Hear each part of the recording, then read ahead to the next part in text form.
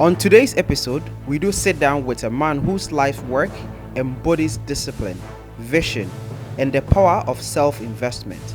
Meet Kwabena Obeng Darko, an entrepreneur, engineer, and an author whose voice is reshaping conversations around money, mindset, and success in Ghana and beyond.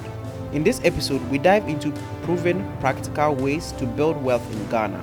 Whether you are a young person starting out, a diasporan looking to invest, or someone simply tired of waiting for opportunity and ready to create them, get ready to be educated, challenged, and inspired.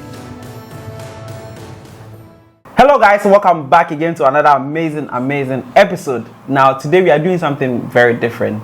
A lot of you guys have been to universities and you watch your lectures teach you about business. Meanwhile, they didn't have any business. They teach you from the textbook that they read from. And today we want to do something different. We have a professor. I call him a professor. He's an entrepreneur. Okay, he has also written several books: Perspective, Resilience, Streamline, Unlimited Opportunities, African Advantage, Self-Investment, Financial Intelligence, and Real Estate.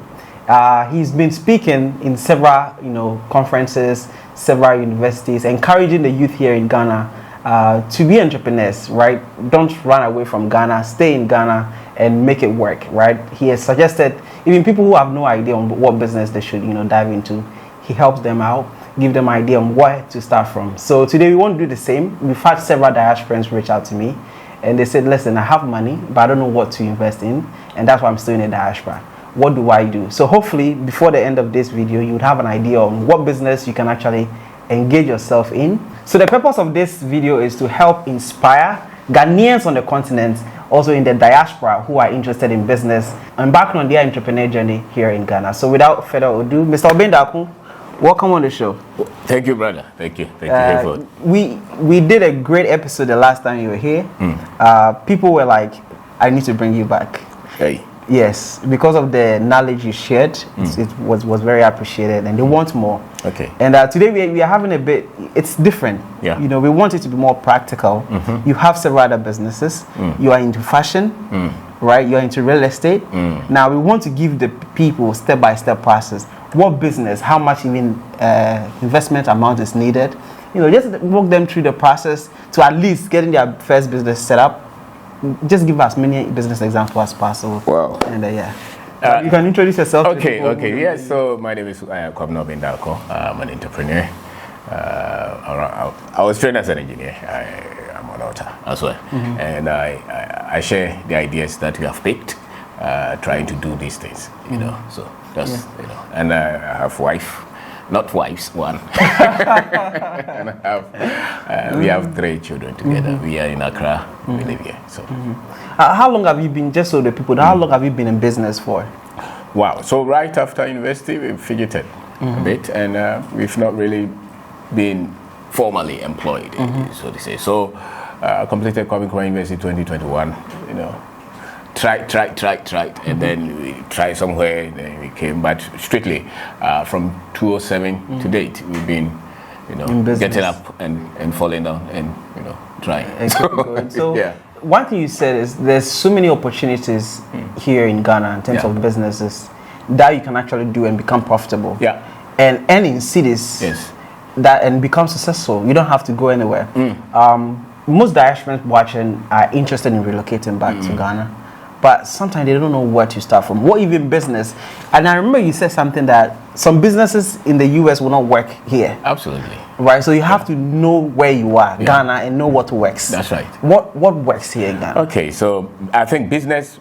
First of all, you have to really build the frame of mind, the psyche, the mindset.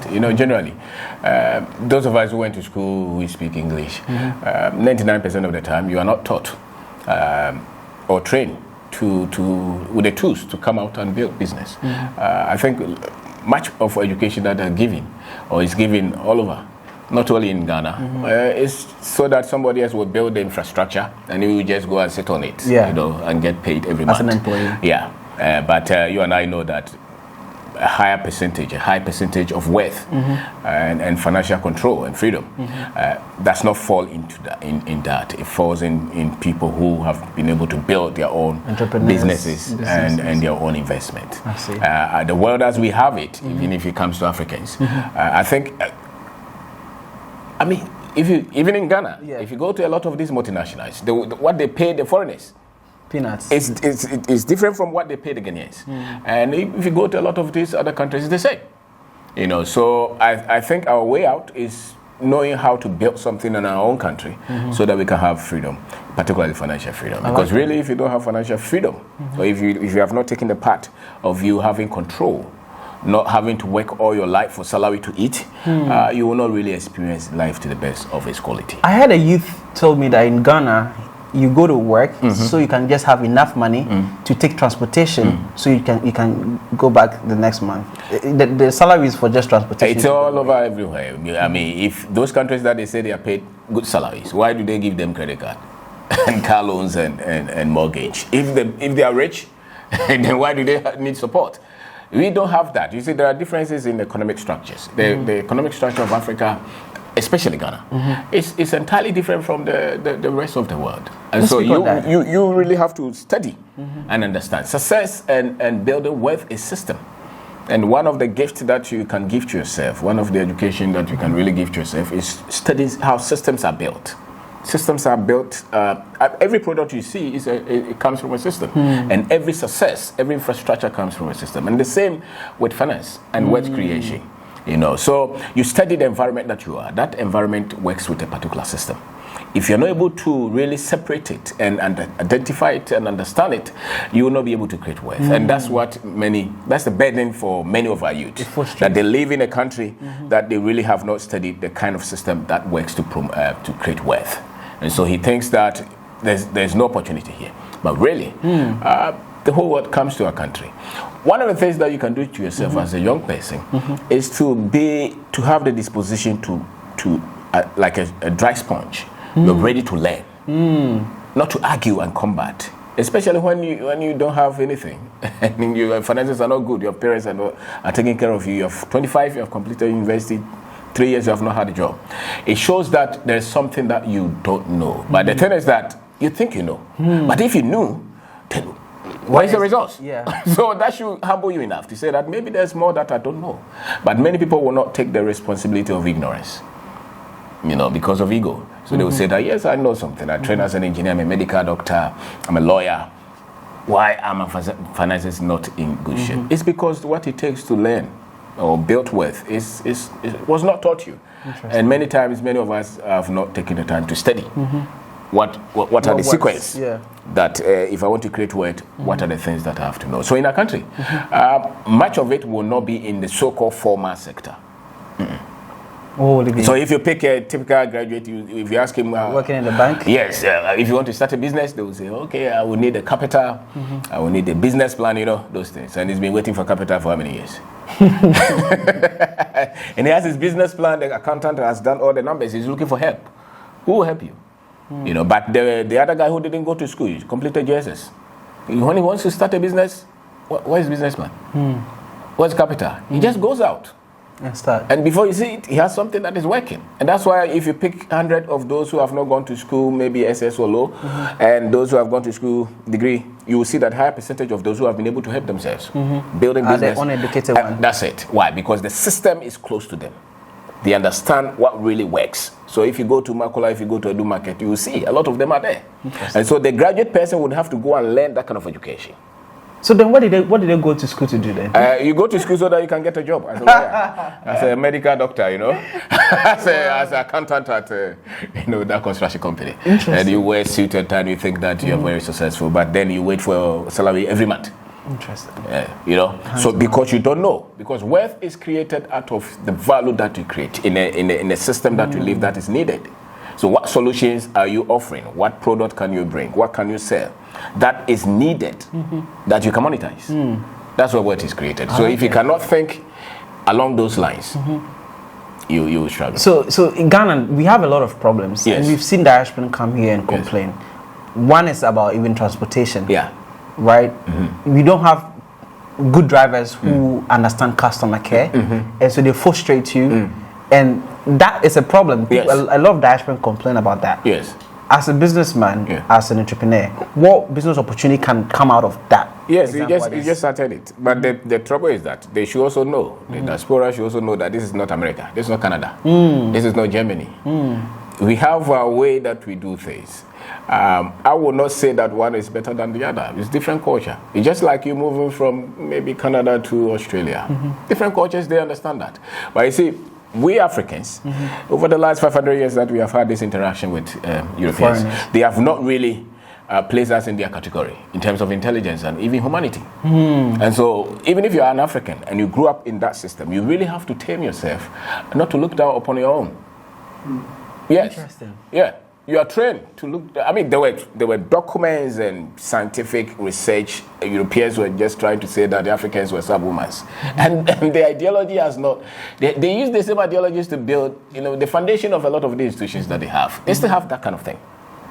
That's why they will sit in New York and decide for African countries. What do you think? Because they think that they have higher intelligence. Yeah. And if you ask the average African young man, he will even agree to that. Yeah. That some race are more intelligent than us, isn't it? Yeah, I was working with somebody, one of my team, and then anytime he see a technology like a drone, you're like, oh my God, above way. But he doesn't know that it's just a product of technology. Right. It's an engineering product, and if you have the base knowledge, you're a human being. If you're trained, you can create it. So you really have to say that, okay, I'm coming to Ghana. It's a different environment. The way they work is different. I will not say that don't train them, but you pick them. You don't train a cat as if you are training a goat. It's a different environment, so to say, if it's a good example. But you look at Ghana. If you want to train a typical Ghanaian, you don't say that, oh, this is how we do it in America. So, no, you look at what they're doing and why you think it should be, it should have some kind of respect and maybe some kind of speed, some kind of wide area of service, if you want. These are the things. You said business is about providing solutions, isn't it? So if there is a problem with our transportation, you look at something that you carve that suits many of the people. So let's say maybe the trotro, maybe the car is old. Can you get them a better one? Not necessarily a new one, but a better one. If you pick a driver, can you train him on how maybe they should pay attention and respect and know that these people are the ones that are bringing you money, so you have to give them some kind of dignity, those things. But it's not like, we want to use a tarmac, there's a bus station. Do you think that the infrastructure, the transport infrastructure that we have, will allow that, will support that? Not necessarily, but you can still innovate and create something that suits our environment. So I will come with the thinking of not thinking that we have a better way. The way loosely, the way people say that they have exposure. I don't see. We all have exposure. So based on where we are, and so design and build something that suits us. And so every business opportunity that you see, make sure that you don't forget the culture that the people live in. Because there's money in the culture. That's it, in the culture. Yeah. And so if you really want to be successful and provide, you want to provide solutions in any area of economy, make sure that you don't cut a lot of the people out. So if you're diaspora and you come here and you want to just look at the 1% of your kind here, I'm not sure you have the numbers to support your business. So look at the general population and see what you can offer. I see. Yeah. I see. I like that. I joined your live. You were on live one day and you were speaking about a lot of our people, they go to the diaspora, the Oxford, all those big things, and they study and they're like, the importance is having exposure that you just mentioned. But then they still can't even. Where's the exposure? Where's the results? Can we speak on that a bit? That kind of delusion. We think that if I've gone, it's good. You go to some of those schools here, Cambridge, and those. But it does not mean that they've really given you any education that you can use here to build something significant. I don't think that structure is different. It's different. It's just like you're going to China to say that I understand China, but I live in Ghana, I'm going to give them solution. Do you really understand them? Do you really can get them to work as you want? No, but you've been bullied for a very long time. So everybody tries to say that the Africans can't think for themselves, so let's give them any solution. And they do that everywhere. But I think that if you went to those schools, it's good. But you were educated for that culture, not here. Interesting. Yeah, so if you come here, you really have to culturalize the education to understand that. Any society that you go to. That's why multinationals come here. And you see that they're really looking for people who understand what works here so that they can build with it. That's very true. You cannot just go anywhere and say that, I met an Indian and he was telling me that they did a research. They brought a team from India. They took them to Nigeria, Ghana, and I think Ethiopia to study what would work for months before they actually went into the country to actually want to establish their, you know. Some of us, we just go in there and just start without no data research. That's right. So you're a Ghanaian. You have gone to live in America for 5 years, 10 years. Obviously, you are not the same Ghanaian as we are here. So when you come, don't think that you can speak P and Tiasi over. I'm fine. You really have to educate yourself differently. You know, because if you went to another country, you take time to understand how things operate and work. So I think that arrogance of, if I have to use that word loosely, of me thinking that I am equipped to go and just tell them what to do. No, the Indians knew it. That every culture, every economy, there are things that make any business there successful. Do you know any of them? How many are there? I read a document somewhere that some of these banks, they were very much polished, you know, bank, wealthy bank. And the people that they were serving were the ordinary people, like I say, you know. But they went to upgrade the bank hall, thinking that, you know, but they saw that the people stopped coming. Really? So they had to spend millions to also make the place as before, so that the people will be comfortable. If you, for instance, if you open a bank for cocoa farmers in the district capitals, and you make it as nice as the one in the city, you have challenge. Interesting. You have challenge. Because I would think that these guys are using my money to dress. You know, the people should be comfortable. The guy who's bringing the money cannot even write. And you are asking people to sign signature. You should first of all ask them, can you write or do you need help? The fact that he's a young man does not mean that he knows how to write. You should know. So every culture. So you are in a rural area and you are serving them like you're in Accra. You pack your things and move. So the same should inform every business that you build. Understand the culture. If you don't get the culture, you fail. Let's speak about the boring businesses. There are some businesses that nobody expects, but it's very profitable. Yes. One of them is barbershop. Yes. You know, in the salons, the women make a lot of money from salons. That's right. Right? Can we pick a business and digest from the beginning, even how much do they need, you know, to invest to its, you know, profitable stage? My philosophy of business is that if you have never done business, then don't go and bring any big money to start any business. You have to work on yourself first. To learn. Yes, to learn. And so you model it. I don't think that you have $100,000, you come into Ghana, you use 70,000, it's 70,000 of it to come and establish that. You have never run a business. You were there working for somebody, you were being paid. Right. Now you are going to learn. I would say use maybe 5% of it. Try something small. It does not even matter the kind of business that you try. For about a year or so. And see and understand before you inject a lot of the money in it. So a typical barbering shop, you will probably need maybe a place, you know, the tools that you use, the equipment. Maybe you will paint there, you know, you get your meter fixed. And the things that you consider is, okay, if I position this business here, do you think that the boys there will come and do their, you know, have their haircut? Is it a good place for them? And you're charging your price point. Maybe you're at East Legon. Maybe you can charge, I don't know how much they charge here, maybe 50 or 70. 100 cedis. 100 cedis. Fair. Where I am is not 100 cedis. But really? So if you come there and decide for 100 cedis, you struggle. You know, it's 30 cedis. So it depends on where the price point that you are. And the price point should inform how much of even the decoration and the tools and the machines that you use. Other than that, you inject money in, and 4 years you still don't have the kind of money that you put in back. Interesting. You know, so the area and how you price is key. That's key. Yeah. Interesting. Wow. What other businesses? I mean, you are into fashion. Yes. Can we speak about that?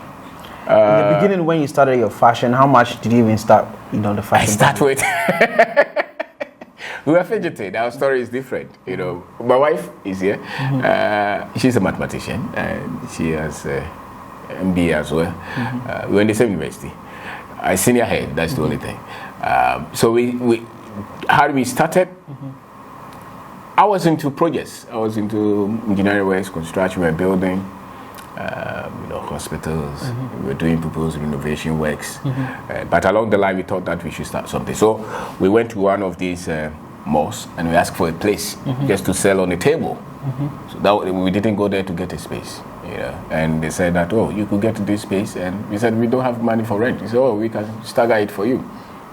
And so they started on a table? On a table. And we didn't even do the interior decorations and things like that. No. We just put it there. And then we saw, and even what went, the idea was to sell bags. But we saw that people were asking for the accessories more.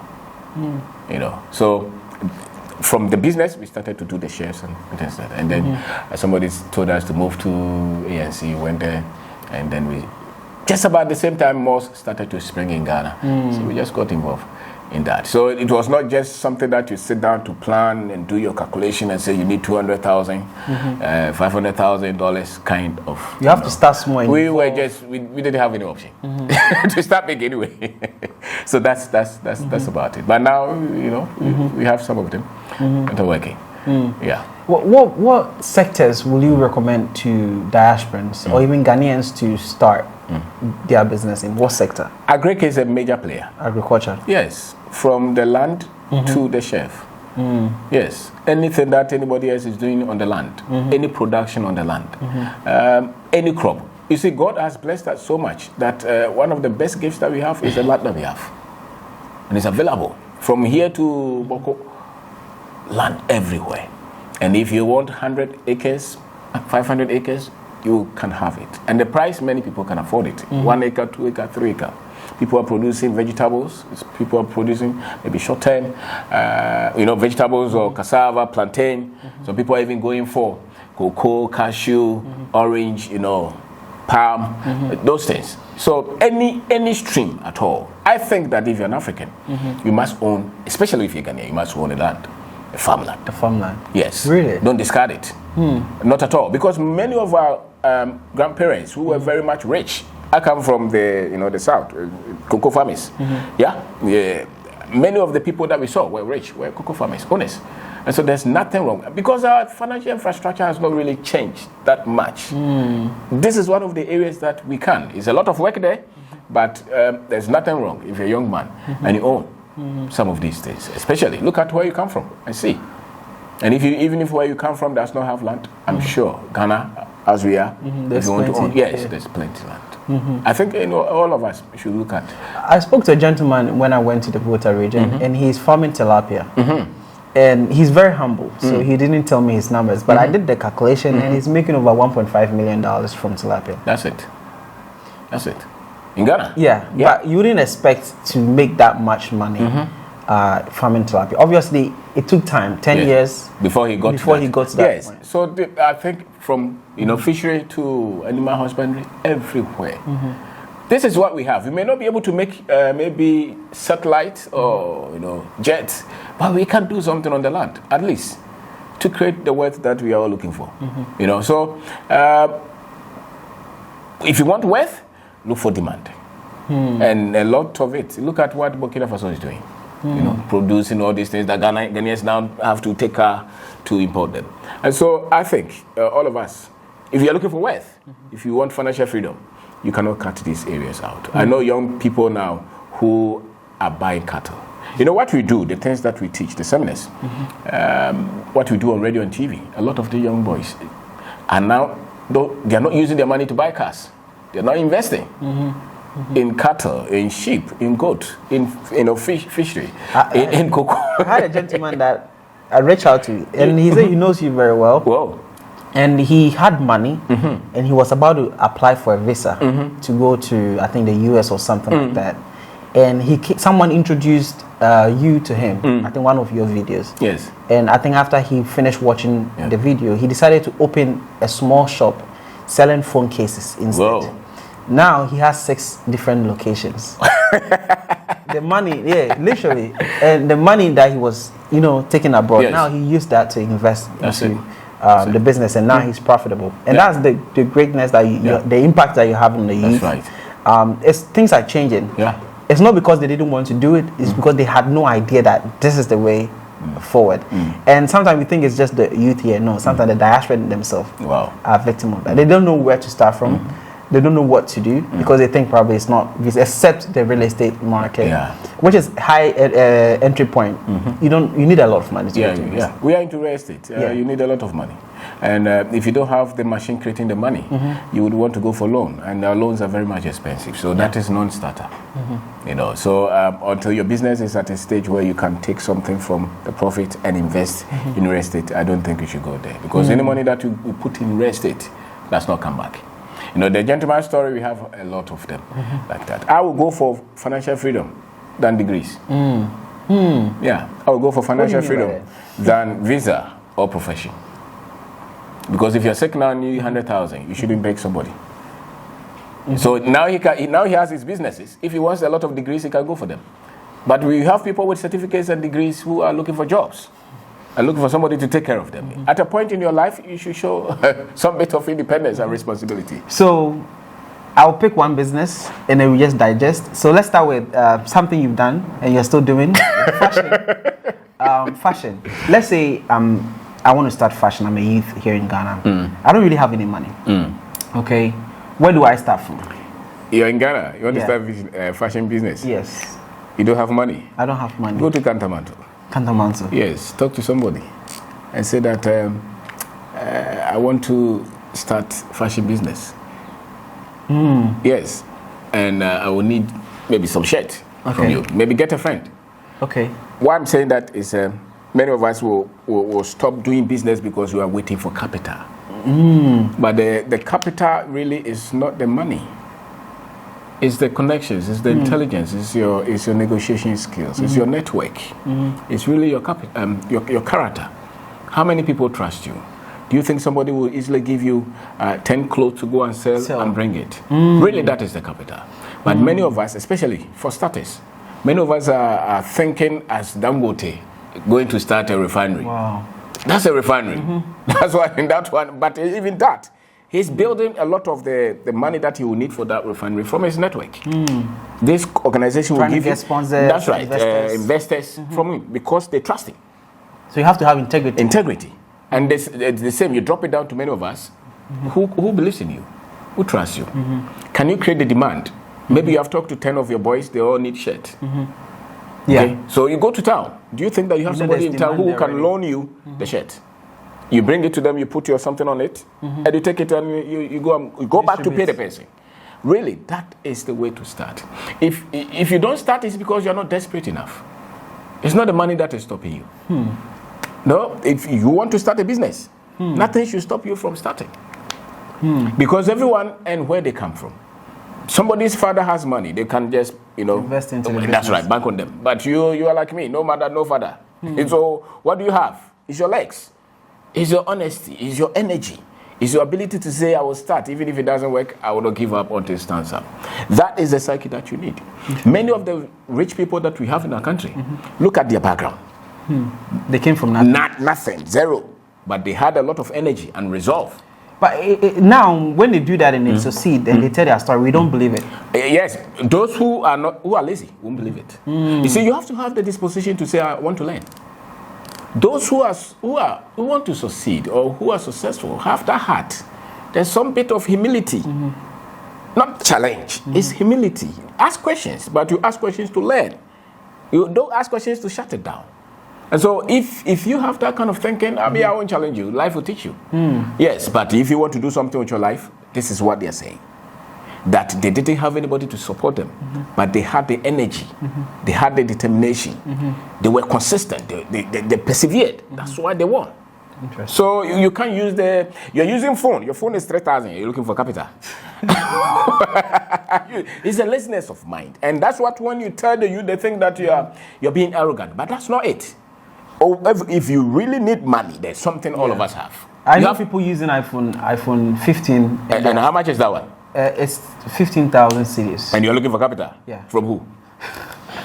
No, it's because you are not consuming your vision so much.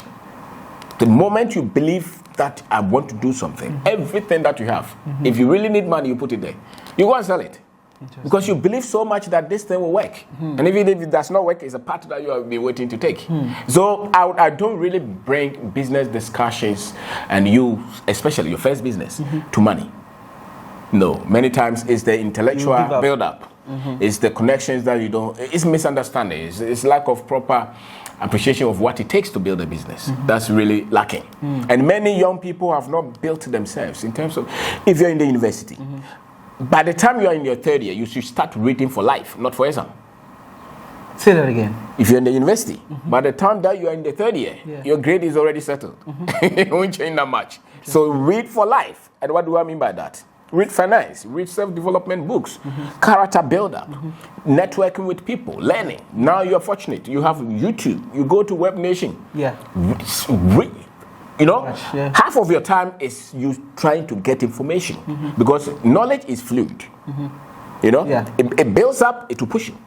So the reason you have not started is because you don't have adequate knowledge. Interesting. And that adequate knowledge will build confidence in you. And there's nobody who has confidence who will not try. The reason people are very much hesitant is because they don't have the confidence. Because the knowledge is not there. They don't want to fail. They're afraid of mistakes and criticisms. And that's because you don't have enough confidence. Interesting. And pain. I like that. So, back to this. Yes. I have integrity. Yes. I got a market woman to give me 5 or 10 shirts. That's right. My profit per each shirt was, let's say, 10 Ghana cedis. 10 Ghana. Right? So now you have 100. Now I have 100 Ghana cedis. Where do I go from there? Go back.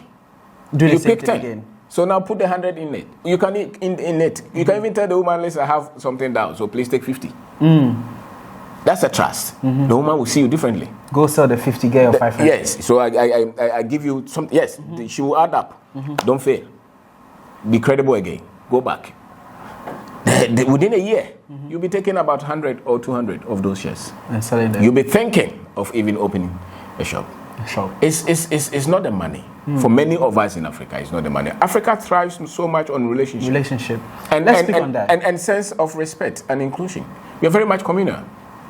You see the way we're born? Yeah. The same. It will be very difficult for the others to do the same, you know? We live with them, you know? Yeah. They are not that free. There's always something between you and them. But you can meet somebody in Trotro and you're friends. Yeah. We have a lot of girls come for interview, and before they go, they are friends already. They change their numbers and they're talking. Interesting, yeah. That's who we are. There's that humanity. Mm-hmm. And so capitalize on that. Don't use the money. The other people are using money, and straight relationship. But really, many of us here, is not what gets us going. It's not the money. Wow. It's your ability to connect with people. And if you can use that, you can get a lot of things. So you're trying to say building a great relationship with people can be a powerful tool. It's natural to us. It's natural to us. People can come. You know, I was in school and they came for a party and everybody brought their drink. So we don't do that in Ghana. You organize a party, you buy your drinks. You normally a dinner call. These people you come to party with your own food. That's not party. But that's what you're doing. So we are. So look at how our things are done here, and you can really use that for business. Interesting. Yeah. So people can easily connect you and introduce you. So if you have good integrity, you are very good with social, connecting with people, great partnership, friendship. The flow. That will help the flow. You just have to know what you're doing, and be present. You know, many times when you are starting as a young person, a lot of the things that you're doing, you don't really know what you're doing, and that's what beats us. But once you get a lot of information, you at least know a bit of it. So every step that you are taking will be informed a bit. And that will what will bring or set you up. You know? So I will not bring it to the money at all. No. It's the last bit if you need it. I told you that we went to the place and we asked for the table to do. I said, no, just take this place and stagger.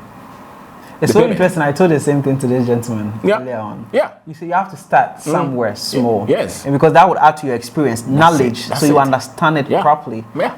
So you reduce the level, the risk level reduces. It reduces. Because you understand. The business plan is you doing it. It's not what you write on paper. It's you going and getting feedback from the customers. You thought you were going to sew green shirt, but you went there, they don't like green. How would you know? If you did all your calculations on green. But when you go and display them, they say maybe we want red or yellow. You go back, you change it. But if you had put all your money in sewing green, now you have locked your capital because there was no feedback from the market. That's why you need to start with the little that you have, and that's what we have here. Interesting. You know, and in that case, if you have to change the model, it doesn't cost you that much because you didn't put in so much. So much. It doesn't damage if you fail. No, because you're still learning. You have enough That's it. That's why the child does not run. Nature says that you want to walk one step at a time, isn't it? Yeah. Even if you want to cross a river or some water on the road and you don't know, do you jump in it? No. One step at a time. And if you're fortunate, you will know. You know, that's it. Yeah. So I think you can pick a lot from nature itself in anything that you do. So small beginnings and having the boldness to say that I'm not going to give up is what. Well, but if you want to pick numbers, your rent will be part of it. The stock, your design, and maybe your That's pricing. probably after you're profitable. Yes. And some of your profit is now going into to rent. To rent. Yes, and I would not even say go and look for loan. Don't look for loan to start No. Because Why? the loan is here. The loan is expensive. 40%. Yes, they tell you to. They don't even tell you to start with loan. 5%. They still don't tell you to start with loan. And here with 40-50%, some of them even charge 5% a month. You know. A month. Yes, and if you default, you don't have 5% again. It goes. So I wouldn't say that's something that you don't have any intelligence in. You're not skilled in. You don't even know the market. No, don't go and take somebody's money. Because you are just fidgeting. You are trying. It's the likelihood that you fail is very high. It's very high. You know. So why do you start with loan? Because if it fails, you still have to go and pay whoever you took there. I have a gentleman who called me about 3-4 days ago, and he's an IT guy, right? So he's part of the brain drain. So he educated himself there, became very good in IT security, and so he saved up working in the US, saved up $200,000. Okay. Came to Ghana and trying to invest into security, right? CCTV surveillance to help the police and whatnot. And this gentleman ended up wasting. I mean, they squandered his money. He went through a politician. This politician told him to meet this person, that person, that person. He rented a whole office, right? So he invested this amount of money, but because he's coming into this environment without understanding how this is, how things works here, he invested this amount and now he lost everything. Yes. Yeah. So he's the $200,000. It is a different environment. That's what they fail to understand. You don't try to build business, your first business. If you're a business person, you know that talking to politicians, you pay attention. So if they could convince you, it means that you are not astute. Interesting. Yeah, you didn't know what you were doing. So it's not a place that you go to begin.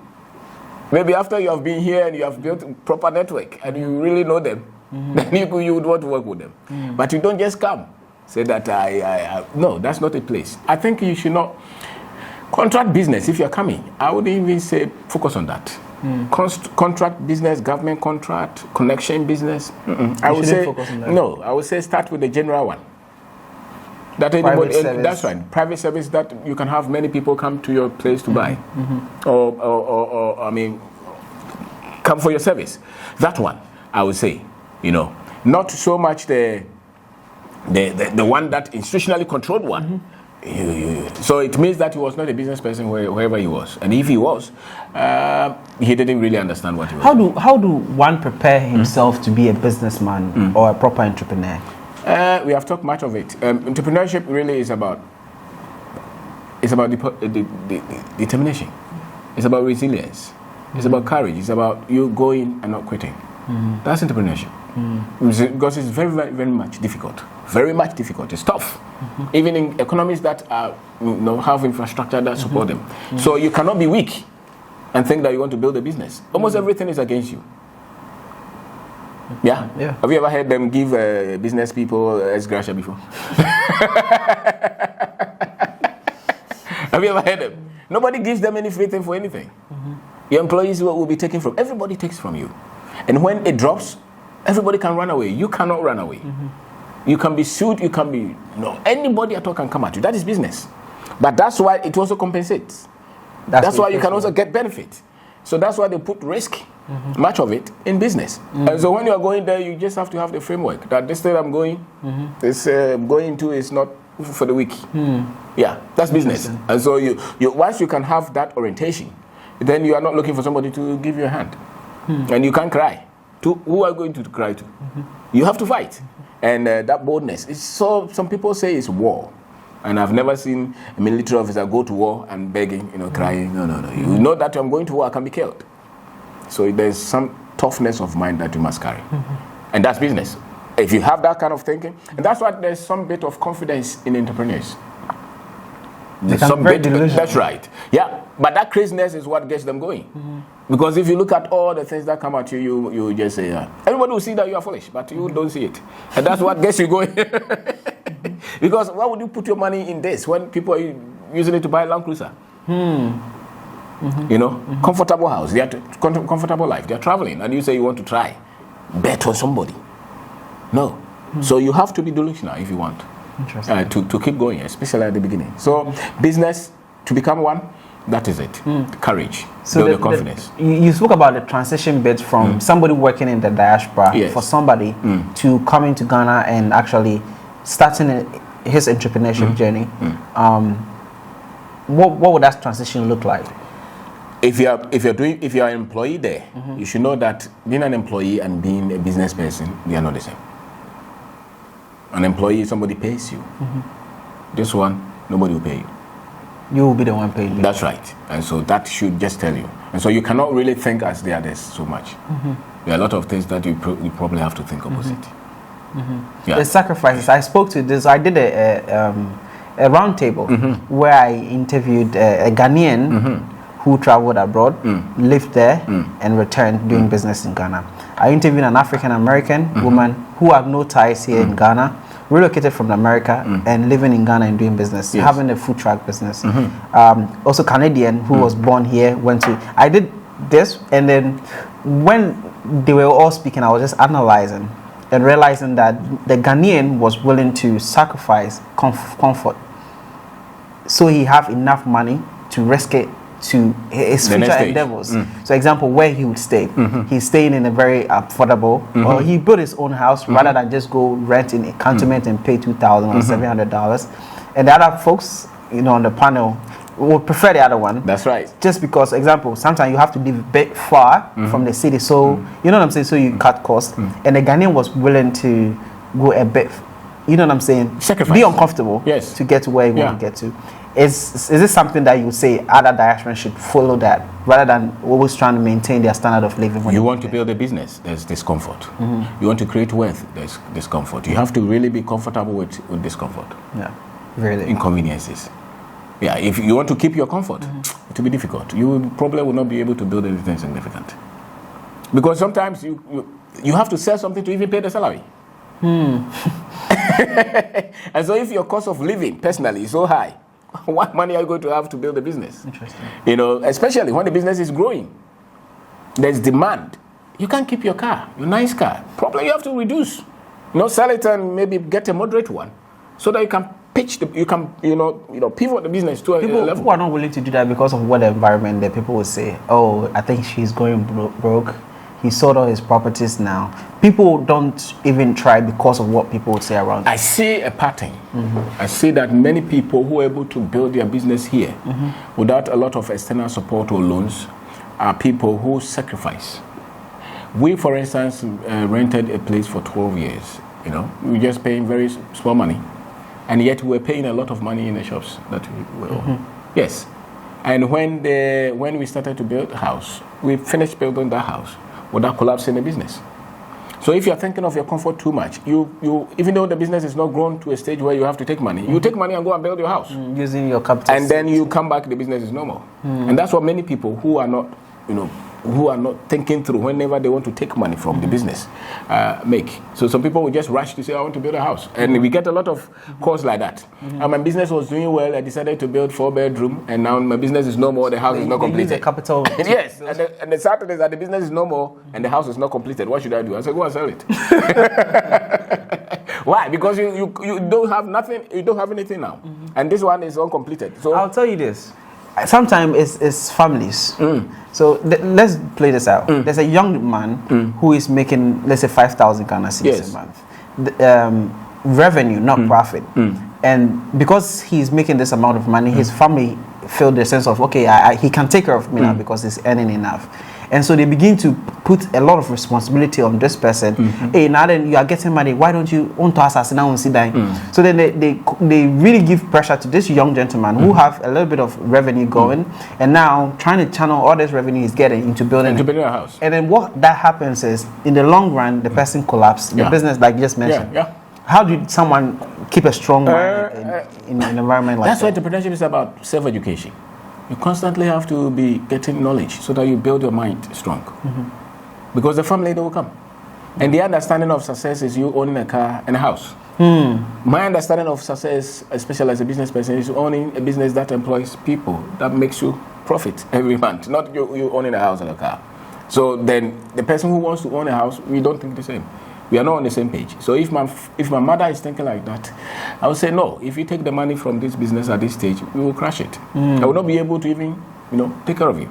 So let's feed this. If you are drowning, do you go to save somebody? No. Save yourself first. That's right. You get something to hold on to before you can touch somebody. And so this, I think, explain to the family. Some families will not understand. But listen, when you are in debt, I'm not sure the same family which is pressing you now will come and bail you. Interesting. So you really have to talk with them, to have a stand. For mother or father or siblings, sometimes it's tough, but at least, even if it's zero, maybe not zero, but do something for them and tell them that they should give you time. Building a house is not cheap. It's expensive. It's not cheap. It's expensive. So if your business is doing 100,000 a month, in terms of income, don't just go and build from that. The business is not strong. It's not strong. Maybe if you're making 100,000 profit, maybe you can maybe take 20,000 or something. But what is your vision? What do you see? Do you want to build a business that you are employing people, or you just want to own a house? If you want to own a house from a business, then go ahead and own a house. But if you want to be wealthy, get into the millions, then don't cripple. Don't kill the business at this stage. So it depends on where you want to go. Do you want to play with big figures? Or you want to be just, one car, one house, one shop, you open it yourself, then maybe if that works for you. But I know that if you have one shop and there's fire, you are gone. So you cannot just depend on one. Which means, yes, build, grow. And that's what the foreigners do in our country. They understand wealth. They know that you can't build wealth with one employee.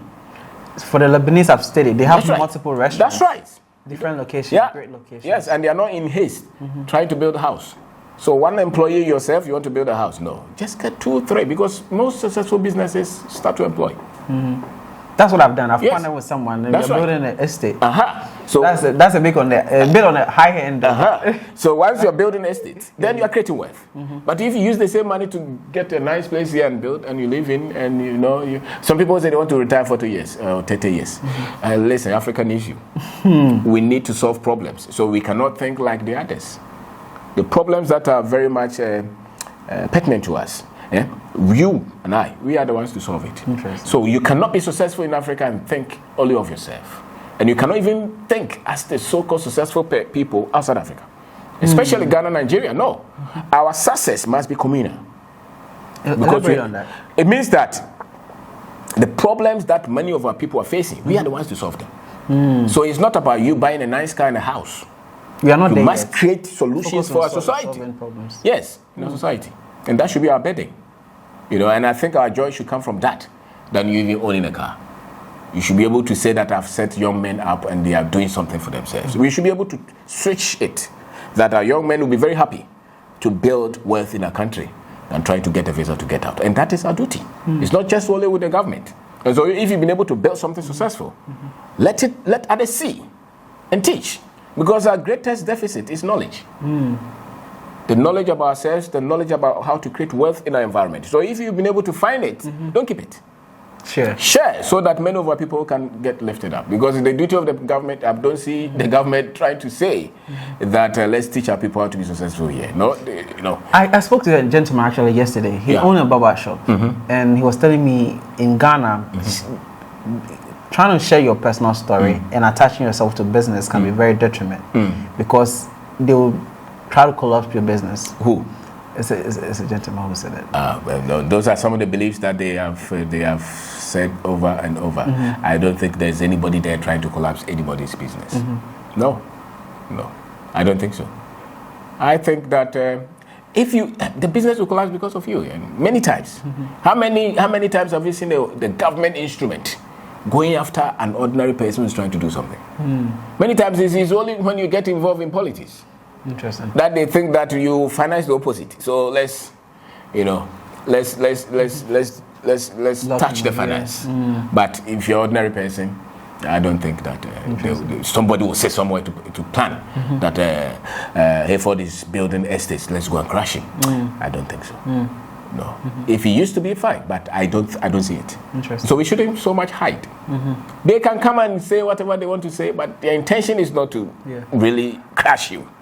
They may want to let you know that there are some things that you have to follow, but really, because among all the places, even the regulators, there are people there with good heart who really want to see our people succeed. They may not come out to encourage you, but they will not be the ones trying to prevent you from becoming a success. Speaking about being successful, right? Do you think everybody, 33 million people in Ghana, it's possible for everybody to be successful? Success is merely principles. If you get the principles right, you'll be successful. But for the whole nation? Yeah, if the nation wants to become successful, just get the principles, just as that. Do you want to record? What do you need? Camera. You need this. Once you get those, you'll be able to produce the video, isn't it? Yeah. The same with success. People who are successful are very much vision-oriented. They have the skill to connect with others. They are frugal with money. They are long-term in thinking. They are not wasteful. They have problems that they are solving in society. So anybody who falls in that range, you'll be successful. Yeah. So it's not on some people to become successful and others not to become. It's just a disposition. It's training. It's a skill build-up. So once you have those skills, it's just like driving. Do you say that can everybody in Ghana drive? Yes. Would everybody in Ghana drive? I don't know.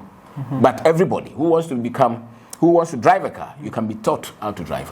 And I think success can be taught. What are some business mistakes to avoid when you start a business? Loans, we mentioned it. And not trying to impress others.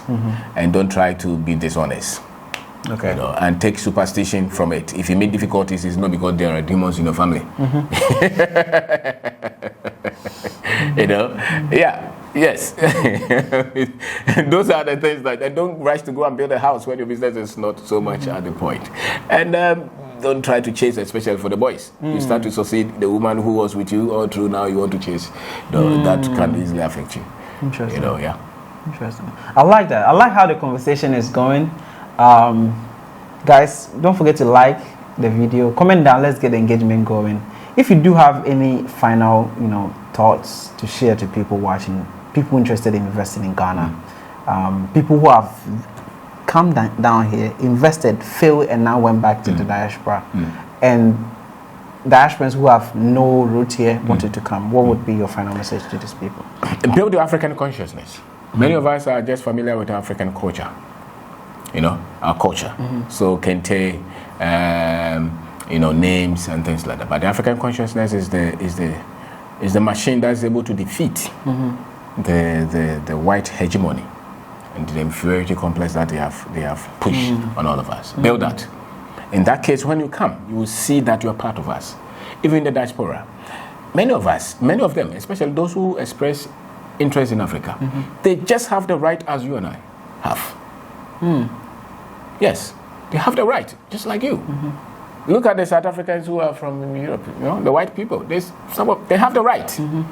When there was an incident in Zimbabwe, the English government said that these are our own. But when it comes to us, we try to know. They just have the right as you and I have. And so it's not like they are foreigners. We use that word loosely, but they are not. They are locals. They are just they happen to be somewhere with different culture now. But those who really want to identify with us, which I think many of them should, they have the right to be here and to own something here. And even the government recognizes that. So I heard someone say Ghana is no longer for Ghanaians. Do you think, because you see a lot of foreign businesses come and thrive more than Ghanaian businesses are thriving. Yes, what do you think of that? There's a point in that. And that's why the government must sit down and build structures to support the locals. Why? Because people are coming with capital to expand easily. So that's advantage. And your people would have to grind. And so what do you do differently to support your own people? Even the tax regimes, you should consider your people first. to say, okay, these are people who don't have a lot of allowance. So what do we do to make sure that they have allowance to grow without, suppressing them with a lot of these things? And I think the government should look at that. When you move around, you can see it's so open. But I think we should also pay attention that everything that we have is not taken over by others. Because when we go there, they don't allow us to take over. So I don't think we should just allow anybody to take over, especially those who are not of our extract. Because they will block you anyway. You go to China, you think you can just build any business like no, you have to fight. I was actually opening a company in China. I did everything, registered a company, everything, spent so much money. And it got to a point where I have to now use my company to apply for my own visa to stay in the country. I went and I applied for it. It's like, we understand you qualify for everything, but we're not going to give you the visa. That's right. Yes, because you are building a business. Yeah, because I don't know, but no, but that is it. Yes. Yeah. You see, wealth is created by business machine, by investment. And so where foreigners are taking over businesses and investment, it means they are taking over wealth. Your people will not have freedom until they have economic empowerment. So on your own land, the richest should not be foreigners. Interesting. It's only for governments who are not paying attention. You must equip your people to be the ones, the giants on your land. Because if you don't have financial power, anybody at all can take advantage of you. You spoke about the media programming and how we entertain our people should be different from how the West is. Yes. Different because of where we are, the state that we are. Yes, we have problem with work ethics. We need to conscientize our people to work diligently. We need to think, promote the ability to think on our feet and solve our own problems without comparing ourselves with others, without even just copying. Because sometimes even the people that we have sent to school, the solutions that they give us, you just copy something from winter environment to us. No. You don't have winter. No, you don't have winter. So our solutions should be locally sensitive, so to say. And so our media houses should be used as an educational tool, if you want. As an educational tool to empower people to think differently. Because it's not because we live in poverty, no. I think the results from what we teach shows that we are not giving people money. Why are they building businesses? They live in it already. It's just a reorientation. So it's not so much giving people money, but giving them different knowledge to start to see what is around them. And I think that is what a media house should. Wherever people are being entertained, you are creating poverty. Interesting. Yes. When you are creating poverty, people are struggling and you are still entertaining them. No. I think entertainment is after productivity. It shouldn't come before productivity. So you have critical problems, you make sure your people can solve those problems. Then at the end of the day, you go and sit down and entertain yourself. You cannot start entertaining yourself in the morning. But we know Africans, almost everybody has told us that we are the ones to do the sports and sing and do movies. How about the computer? How about the technology? How about the industry? That's what the Roman is. That's right. And I think creativity, the things that you're importing, you must equip your people to at least start to make some of them themselves. Interesting. So the people who are building factories, I think they are the ones thinking. Yes, not the ones who are trying to sedate you cannot amuse a person who's already struggling. No. The reason why we can't compete is sometimes we want to do everything by ourselves rather than partnership. You were telling me behind cameras that people were able to come together to buy our platforms. Yes, many people. We have created a platform where people are connecting. People are just becoming business partners. I know over 100 people have come together to buy 500-acre land for farming. So the things that we do, what has come out, which we did not really have the intention originally, was that now people are connecting. Because before, maybe when you were abroad, you would just connect with your brother or your sister or your friends. They will not maybe want to even build a business. But now you have people who have interest in building business, connecting with them. Is it an open platform that people can just... Yes, anybody at all can join. Oh, okay. Yes, and especially our Facebook, they connect. Our YouTube, they connect. When we're doing seminars, people come there to connect, and they're partnering. And in any society that trust is low, wealth creation struggles. So we need to build trust to say that our people are trustworthy. Let's develop that. Because if I don't have confidence in you, do you think I'll give you 1 million? No. Okay, so it means that the more we continue to say that our people are not trustworthy, what we are doing is that we are jubilating our poverty. We must be able to build our people up, develop the relationship where you can easily trust people with resources to create wealth. Okay, the final message is to diasporans. You must have financial freedom. And financial freedom means that you don't need to work for money to live. It means that you get into a stage where the money that you have had, you have worked for all your life, are invested in things that work independent of you. So that those things, the money that comes from those, will help you to live and help others. Until you get to that point, you are not financially free. It does not matter. Financial freedom is not in the salary, but is in the things that you don't have to be there, that are able to work to bring you money. It means that pay attention to the farms that we are talking about. Sometimes you can go to any village that you go to. There are problems that you can easily offer. Drugstores, water, toilet, schools, financial services. You may not even look at Accra. There are so many communities in our country that are waiting for you to just, plant something there for service. And so I think that you put money in those monies will work for you all your life. And that's where freedom is. So financial freedom, for me, is a desire that all of us must have. Because if you don't reach financial freedom, I'm not sure that you'll be able to really express your greatness, because somebody will always control your time. Interesting. What about a message to the youth who don't believe they can become millionaires living in Ghana? Educate yourself. You've actually been given the colonial kind of education, where you look at your people and you don't think that there's something good from them. You go to school, as a matter of fact, why even speaking English? It's because the British people were here. And when they went, we refused to use one of our languages to teach us. When you talk, they become angry. But that's it. So long as we continue to speak English, there's so much wisdom that we cannot carry on to our children. Because my grandfather's language and the wisdom that they had, it's not in English. How would you say that in English? Language is an identity. And a people without identity can easily be conquered. So we cannot relegate our culture, our identity, our language to the background and expect us to have strength to fight on. Do you think there will ever come a day where our local language is prioritized and it's the official language? When we have people who are strong, they will do that. We must, even if you can't do away with the English entirely, no problem. But we must raise our own. We must. You meet French people who speak English, and they will tell you when you are in their country, they say, I don't. Why? Because they want to resort, yes. But we are quick to tell you that we speak English. And they tell us that we have to be international. Yes, maybe, because of the complexities of Africa. But really, I think every African country, every African major group must promote their language. And a lot of these things that success knowledge that we are teaching must be taught to the masses. And how do you teach the masses? In the language that they are comfortable with. And what about getting teachers who, example, like I said in the beginning of the conversation, we have teachers in universities teaching business, and they don't have any business. Yes, because it's an academic society. It's academic. You have engineering tutors who don't produce anything. So it's purely an academic institution. They're not factory. They equip you so that you can go to the factory, you can go to the market and build yourself. So really, I don't expect a business tutor or a business professor to own a business per se. But do you think it would do more good if they have any business experience themselves?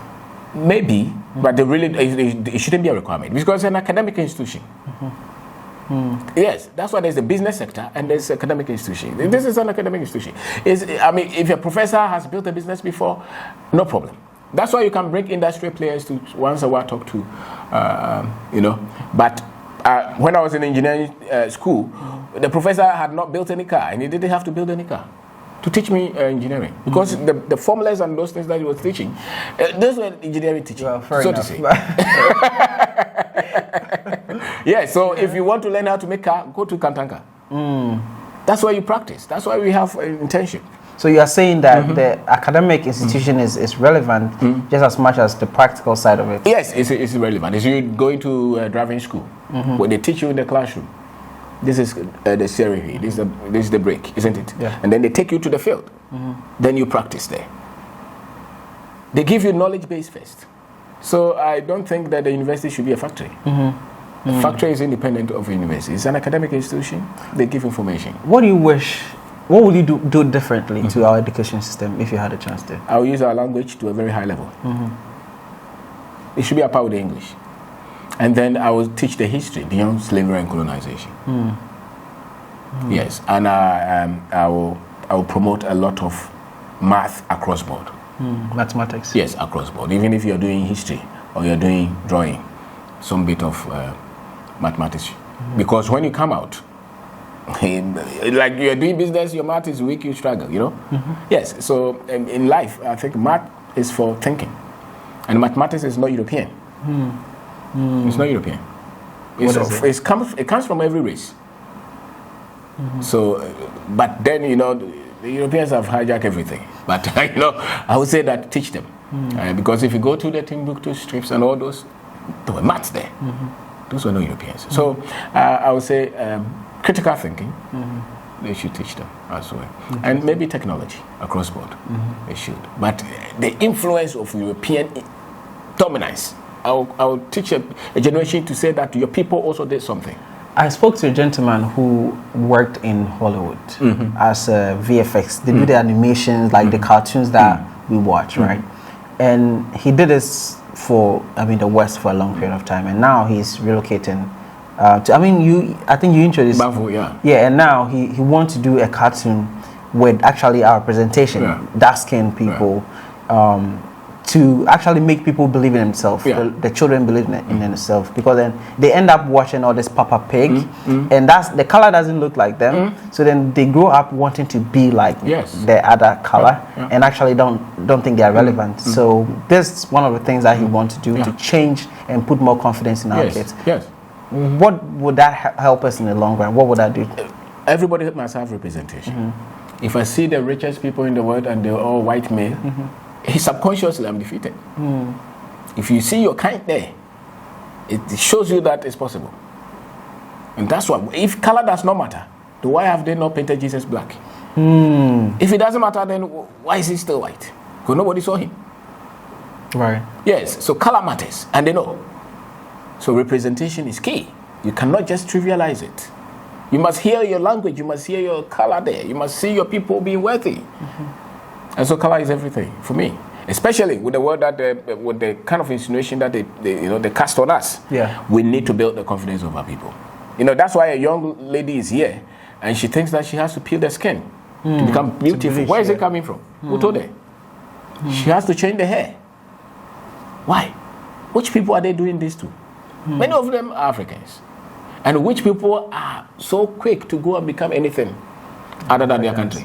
Because they don't know who they are. Is there no connection?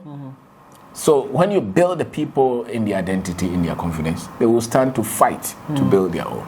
I like that. And that starts with the way they see themselves. I like that. Yeah. Is there anything you wish I should have asked that I didn't before we wrap it up? How many girlfriends do you have? Oh. That's a good one. But yes, I'm okay. The answer will be, I'll tell you behind it.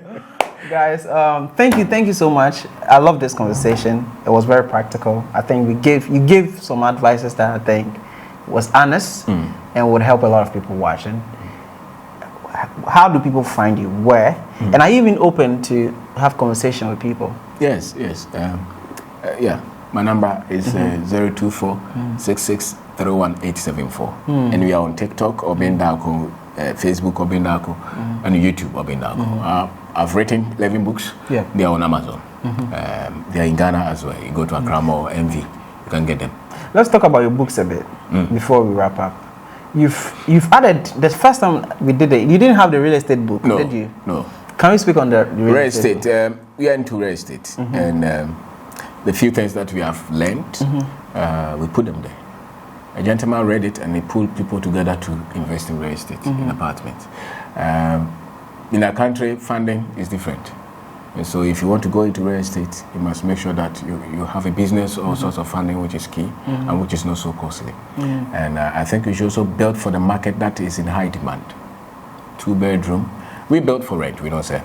That it makes it slow. But it also conserves some kind of wealth. Consistent cash flow. Yeah, consistent cash flow, yeah. So build for the market that is needed. And it's not the dollar market. The locals here. Yes, our people here. So regional capitals, district capitals, can you put up a single room. There are a lot of universities now who are looking for hostels. Hostels. Can you look at that? Not the old ones, but the new ones that are coming out. And so it's a good area if you have money, and it means that you have to have a very strong construction team. Yes, and how to manage them. So all those we put in the book, so that at least because these are content that I think you can't just pick a real estate book from all these countries the West and just apply them. It's different. Many times we just have to make sure that we also come up with what we think. Advise me. I'm going to real estate. I'm building 15 units, 2 3-bedroom house. Who are you building for? It's affordable homes. Okay, affordable homes means that you are selling. Yeah. So at what price point are you selling? We have 2 bedrooms going for $80,000. That's not affordable. What would you give us affordable? Affordable. Can real estate be affordable? It is affordable. It's relative. Because $80,000, how many people make that in Yeah. So once you put $1 there, that defeats the whole argument because the dollar is inconsistent. So advise me. So, you must make sure that you have off takers if you're selling. And I'm not sure you're building for the teacher or the police officer in Ghana. They really don't have to lock themselves with your kind. I think they should get a land and build themselves. Yeah, the teachers. The teachers. Yes, they shouldn't even build in Accra. Go to your hometown and build 2-bedroom still house. You don't have to put any debt on you. Like that. But there are a lot of people who can afford what you're building, and a lot of them will be business people, businessmen and women, people who use those currencies that you're charging in. Yeah. But I would say look for off takers. Don't complete them and look for buyers. So you have to find buyers before. Yes, I think so. Along the way, you must have a good percentage of them saying that this is for me, so that you don't finish everything and be crying, waiting for people that to you come. can't sell. Yeah, that will lock your capital. And that's why many real estate companies lock. Because they had money, they were pumping, thinking that people will come and buy, and they finish, and people are bargaining. They say, give me 5 years to pay. And especially when you are running on loan. And it doesn't matter whether the loan is CD or dollar. CD loan is expensive, dollar will change, so it's the same. Interesting. Yeah. Thank you for that. I like that. Guys, thank you so much for watching. Like, share, and subscribe. Comment down below. And what surprises me the most is YouTube is saying over 70% of you guys watching forget to subscribe. So if you really did enjoy this episode and you don't subscribe, trust me, you might not see us again. So please do subscribe. All right. Thank you once again. All right. So without further ado, all right.